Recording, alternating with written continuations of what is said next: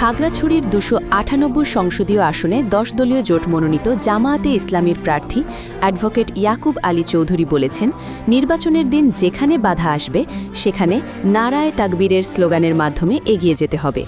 ৩১ জানুয়ারি রোববার দুপুরে দাঁড়িপাল্লার নির্বাচনী প্রচারণা উপলক্ষে জেলার ইমাম, ওলামা ও মাশায়েখদের নিয়ে আয়োজিত এক সমাবেশে তিনি কথা বলেন। জেলা অফিসার্স ক্লাব মিলনায়তনে অনুষ্ঠিত সমাবেশে সভাপতিত্ব করেন ওলামা ঐক্য পরিষদের আহ্বায়ক একে আহমদুল্লাহ। অ্যাডভোকেট ইয়াকুব আলী চৌধুরী বলেন, নির্বাচনের দিন খাগড়াছড়ির ২০৪টি কেন্দ্রে যদি কোথাও বাধা দেওয়া হয় সেখানে নারায়ে তাকবীরের স্লোগানে মুখরিত থাকবে, আর কিছু ব্যবহার করতে পারুন বা না পারুন এই স্লোগান দিয়েই এগিয়ে যাবেন। তিনি হুমকি ধমকির রাজনীতির সমালোচনা করে বলেন, হুমকি ধমকিতে ভোট বাড়ে না, বরং কমে। একটি হুমকিতে 10টি ভোট কমে যায়। মানুষকে আঘাত করলে 100 ভোট কমে যায়। হুমকি দেওয়া যায়, কিন্তু মানুষের অন্তর কখনো দখল করা যায় না। বিএনপি নেতাদের বিভিন্ন বক্তব্য প্রসঙ্গে তিনি বলেন, আপনাদের হুমকি মানুষের মধ্যে ভয় সৃষ্টি করছে, কিন্তু সেই ভয় দিয়েই মানুষকে নিয়ন্ত্রণ করা যাবে এটা ভুল ধারণা। তিনি আরও বলেন, আওয়ামী লীগ 3 দফা ক্ষমতায় ছিল, কিন্তু মানুষের অন্তর জয় করতে পারেনি। ভাত রান্না করেছিল, কিন্তু খাওয়ার সময় পায়নি। এটাই মানুষের অদম্য শক্তি। ইমামদের উদ্দেশ্যে অ্যাডভোকেট ইয়াকুব আলী চৌধুরী বলেন, ভয়কে জয় করে কাজ করতে হবে। 15 বছর যারা অবৈধভাবে সম্পদ অর্জন করেছে, আজ তারা কি তা ভোগ করতে পারছে?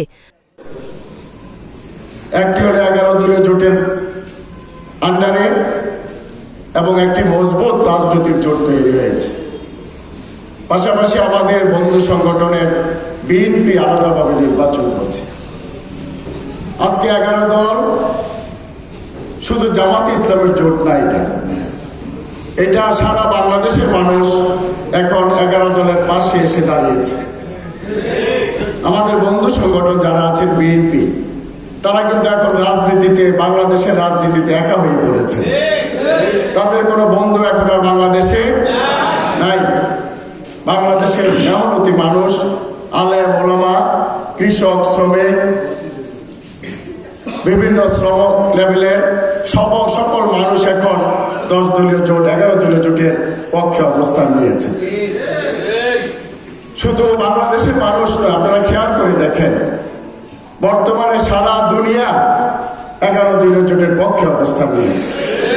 সেটার প্রমাণ কি?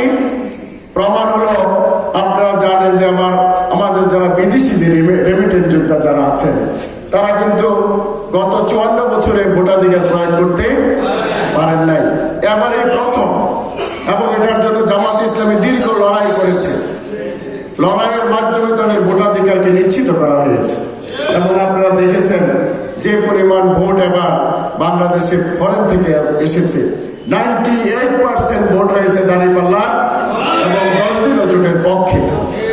এবং এতেই প্রমাণিত হয় সারা দুনিয়া এখন 10 দলীয় 11 দলীয় জোটের পক্ষে অবস্থান নিয়েছে। শুধু বাংলাদেশের ভোটার না, আমরা যদি ভৌগোলিক রাজনীতিতে আসেন, আজকে পৃথিবীর যে রাজনীতি, ভৌগোলিক রাজনীতিতে বর্তমানে আমেরিকা, ব্রিটেন, ইউরোপ এবং মধ্যপ্রাচ্য সকল শক্তিগুলো এখন 10 দলীয় জোটের 11 দলীয় জোটের পক্ষে অবস্থান নিয়েছে। সুতরাং হতাশ হওয়ার কোনো কারণ নেই। পাশাপাশি গত 1.5 বছরে আমাদের বন্ধু সংগঠনের ভাইয়েরা যে সমস্ত অপকর্ম করেছেন, বাংলাদেশে যে সমস্ত অন্যায় করেছেন, ব্যাপক হারে আওয়ামী লীগের ফেলে যাওয়া জিনিসগুলো যারা যেভাবে দখল করেছেন এবং যেভাবে ব্যবসায়ী মহল থেকে, প্রতিপক্ষ থেকে চাঁদাবাজি করেছেন, যার কারণে বিএনপি এখন একটি জনবিচ্ছিন্ন রাজনৈতিক দলে পরিণত হয়েছে। সাধারণ মানুষ এখন তাদের পাশে নেই। বিপক্ষে জামাত সহ যে 11 দল আছে, সাধারণ মানুষ এখন তাদের পক্ষে অবস্থান নিয়েছে। ব্যবসায়ীরা অবস্থান নিয়েছে, শিক্ষাবিদরা অবস্থান নিয়েছে, চিকিৎসকরা অবস্থান নিয়েছে, আইনজীবীরা অবস্থান নিয়েছে, আলেম ওলামা অবস্থান নিয়েছে, কৃষকরা অবস্থান নিয়েছে। প্রিয় ভাইয়েরা, যার কারণে আপনারা হতাশ হওয়ার কোনো কারণ নাই। আগামী দিনে সূর্য ওঠা যেমনি সত্য, 12 ফেব্রুয়ারি নির্বাচনে 11 দলীয় জোট বাংলাদেশে নির্বাচিত হয়ে সরকার গঠন করবে, সেটাও সত্য ইনশাআল্লাহ। প্রিয় ভাইয়েরা আমার, যার কারণে আমি আপনাদেরকে সকল ভয়ের উঠতে উঠি। আমাদের খাগড়াছড়ির ধানের ছড়ার সমর্থকরা আমাদের ভাইদেরকে নেতা কর্মীদের হুমকি দেয়, ধমক দেয়। সে ধমকটা হলো নির্বাচনের পরে তোমাকে দেখে নিব, নির্বাচনের পরে তুমি বাড়ি করে থাকতে পারবা কিনা, নির্বাচনের পরে তোমার মসজিদের ইমামগিরি থাকবে কিনা, এই জাতীয় হুমকি দিচ্ছেন ওনারা। আমি কথাটা এইভাবে বলি, সব জায়গায় সেটাই বলছি। আপনারা একটা হুমকি দিচ্ছেন, 10টা করে ভোট কমতেছে আপনাদের। আপনারা একটা ধমক দিচ্ছেন, 10টা করে ভোট কমতেছে আপনাদের। আপনারা একজনকে আঘাত করছেন, আপনাদের 100 ভোট কমে যাচ্ছে সেখানে। মানুষের হুমকি ধমকি দেওয়া যায়, কিন্তু অন্তর কখনো দখল করা যায় না।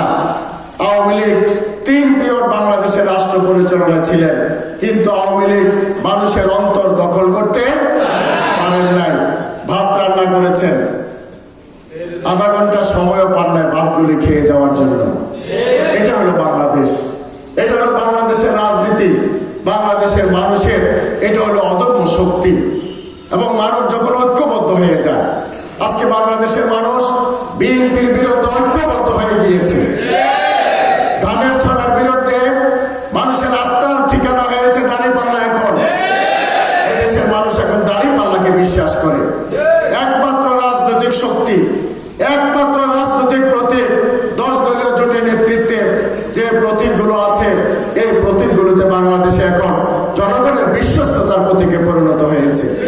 যার কারণে আপনারা কোনো ভয় পাবেন না। আওয়ামী লীগ অনেক লুটপাট করেছে, এখন কি খেতে পাচ্ছেন? আমরা শুনি অনেকে অভাব অনটনেও আছেন। কেন? 15 বছর 17 বছর তো খালি রোজগার করবেন, এই সমস্ত হারামের টাকা বেশি দিন থাকে না। হারামের টাকা বেশি দিন থাকে না। আজকে যারা হারামের ইনকাম করছেন, তাদের টাকা আমরা আশা করি বেশি দিন থাকবে না। আগামী দিনে আপনারা যদি আমাদেরকে নির্বাচিত করেন, খাগড়াছড়িতে উন্নয়নের জন্য অনেক টাকা রাষ্ট্রের পক্ষ থেকে আসে। খাগড়াছড়ি এখনো ট্যাক্সই উন্নয়ন হয় না। আমাকে যদি আপনারা নির্বাচিত করেন, খাগড়াছড়িকে আমি ট্যাক্সই উন্নয়ন করবো ইনশাআল্লাহ। এই ট্যাক্সই উন্নয়নের ব্যাখ্যা কি? ধরেন 2006 সমাবেশে জেলা জামায়াতের আমির অধ্যাপক সৈয়দ আব্দুল মোমেন, বাংলাদেশ খেলাফত মজলিসের সভাপতি আনোয়ার হোসেন মিয়াজি, খতিব মুফতি ইমাম উদ্দিন কাসিমি সহ বিভিন্ন পর্যায়ের নেতৃবৃন্দ বক্তব্য রাখেন। এ সময় খাগড়াছড়ি জেলার 9 উপজেলার বিভিন্ন মসজিদের ইমাম, খতিব ও ওলামা মাশায়েখগণ উপস্থিত ছিলেন। Desk news, Kalchakra 24।